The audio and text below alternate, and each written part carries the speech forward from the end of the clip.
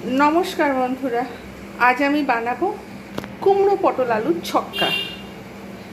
এটা উপবাসের দিনে নিরামিষ হিসাবে ব্যবহার করা হয়। এটা ভগবানের ভোগেও নিবেদন করা হয়। এখানে যা যা ইনগ্রেডিয়েন্টসগুলো আমি ব্যবহার করেছি সেগুলো হলো পটলগুলোকে আমি ঠিক এইভাবে কেটে নিয়েছি। এখানে নিয়েছি বাতাসা, এখানে নিয়েছি কুমড়ো ছোটো ছোটো করে কেটে রেখে দিয়েছি, এখানে নিয়েছি আলু, এখানে নিয়েছি পরিমাণ মতো লবণ, এখানে নিয়েছি হলুদ, এখানে রোস্টেড হোমমেড ধনে জিরে গুঁড়ো, এখানে নিয়েছি গরম মশলা গুঁড়ো, এখানে নিয়েছি শুকনো লঙ্কা, গোটা জিরে 5 ফোড়ন, আর এখানে নিয়েছি কাঁচা বাদাম, আর এখানে নিয়েছি ঘি। তাহলে রেসিপিটা এবারে আমি স্টার্ট করব। কড়াতে দিয়ে দিয়েছি সাদা তেল। আমি এখানে প্রথমে বাদামগুলো ভেজে নেব। যেহেতু তেল গরম হয়ে গেছে,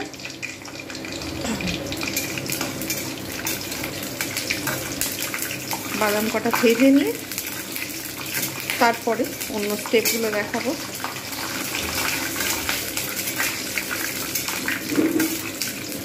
যে একটু লালচে হয়ে যাবে, ভালোভাবে ভাজা হয়ে যাবে, এগুলোকে তখন অন্য পাত্রে আমি ট্রান্সফার করে নেব।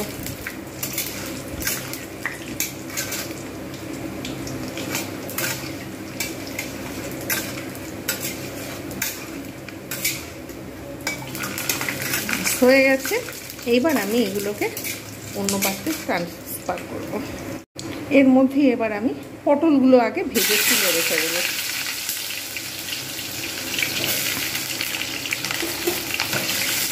পটলগুলো না ভাজলে একটা কাঁচা কাঁচা গন্ধ ছাড়ে, যার জন্য আমি পটলগুলো আগে ভেজে নেব।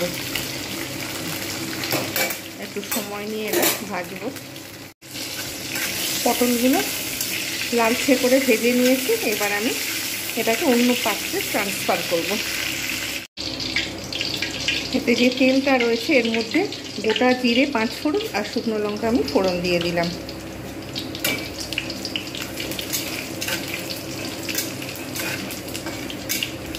ভাজা মতো হয়ে গেছে, লালচে একটা যে লালচে ভাবটা লঙ্কার কেটে গেছে আর খুব সুন্দর একটা স্মেল আসছে। এবার আমি এর মধ্যে দিয়ে দেবো কুমড়োগুলো। কুমড়ো আলু আমি একসঙ্গে ভেজে নেব। আলাদা আলাদা করে ভাজতে গেলে প্রচুর পরিমাণে তেল লাগবে, যেটা স্বাস্থ্যের পক্ষে মোটেও ভালো না। তাই কুমড়ো আর আলু আমি একসঙ্গেই ভেজে নেব।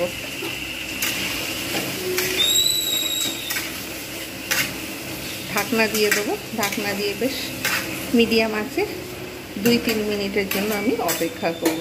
সিদ্ধ হয়ে যাবে, ভাজা হয়ে যাবে।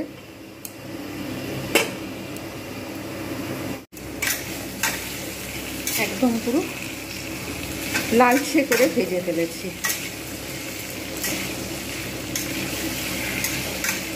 কুমড়ো আর আলুগুলোকে এবার আমি এর মধ্যে দিয়ে দেবো পরিমাণ মতো লবণ,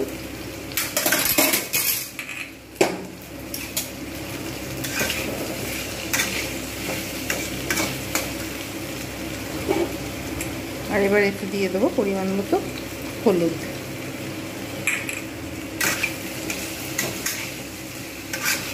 খুব ভালোভাবে আমি এটাকে ভেজে নেব।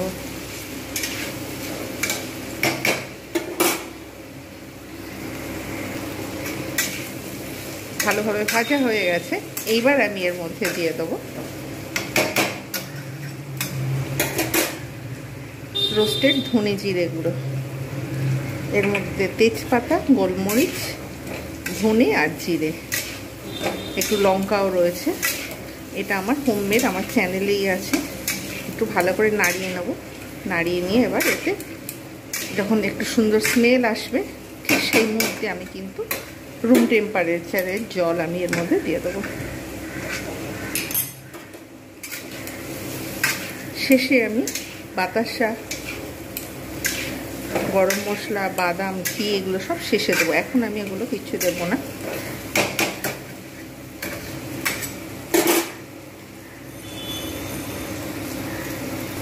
যে পটলটা ভেজে রেখেছিলাম, এবার আমি এটা এর মধ্যে আমি দিয়ে দিলাম।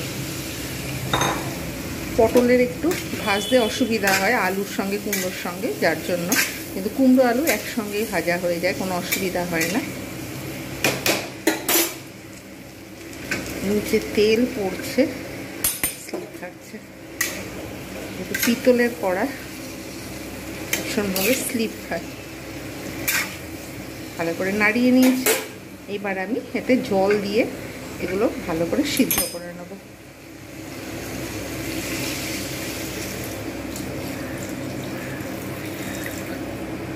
ফিরে আসছি একটু পরে।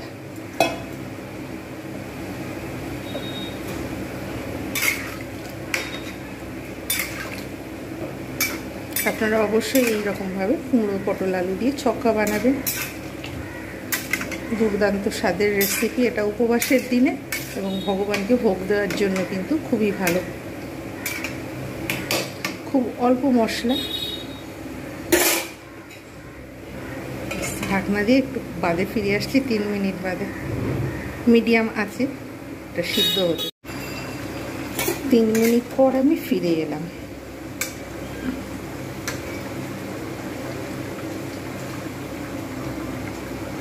আলু পুরো সিদ্ধ হয়ে গেছে।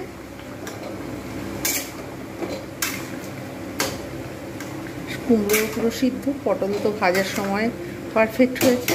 এবার আমি এর মধ্যে দিয়ে দেবো বাতাসা, গরম মশলা গুঁড়ো। এবারে অল্প পরিমাণে দেব বাদাম,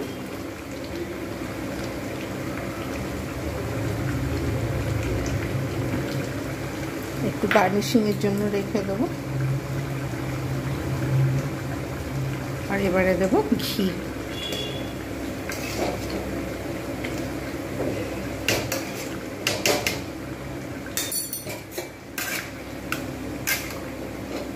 একটু অপেক্ষা করে, ঢাকনা দিয়ে আমি একটু অপেক্ষা করব।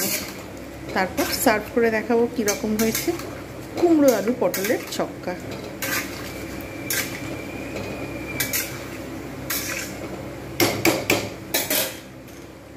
আপনারা ইচ্ছা করলে শুকনো তৈরি করতে পারেন, কিন্তু আমি বেশি শুকনো তৈরি করব না, একটু গ্রেভি গ্রেভি থাকবে। এটা অটোমেটিক্যালি ঠান্ডা হলে কিন্তু অটোমেটিক্যালি শুকনো হয়ে যাবে। জাস্ট একটু এর জলটা কমে যাবে, তারপর সার্ভ করে দেখাচ্ছি কীরকম হয়েছে। তৈরি হয়ে গেল দুর্দান্ত স্বাদের কুমড়ো পটল আলুর ছক্কা। রেসিপিটা কেমন হয়েছে জানাতে ভুলবেন না। ভালো লাগলে অবশ্যই লাইক, কমেন্ট, শেয়ার এবং সাবস্ক্রাইব করতে ভুলবেন না। আমি যেভাবে বানিয়েছি অবশ্যই করে বানান, দেখবেন দুর্দান্ত লাগে এই রেসিপিটা। যারা যারা কমেন্ট করছেন, সাবস্ক্রাইব করছেন, লাইক করছেন, তাদের অসংখ্য ধন্যবাদ। আর যারা যারা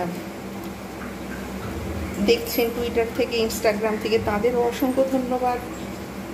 আমি যেভাবে রান্না করছি এইভাবে আপনারা আমাকে ফলো করুন, ইন্সপায়ার করুন, তাহলে আমি কিন্তু এরকম নিত্য নতুন আপনাদের ভিডিও আনতে পারবো। প্রত্যেকেই ভালো থাকবেন, সুস্থ থাকবেন। আজকের মতো এতটুকু। Bye bye and take care.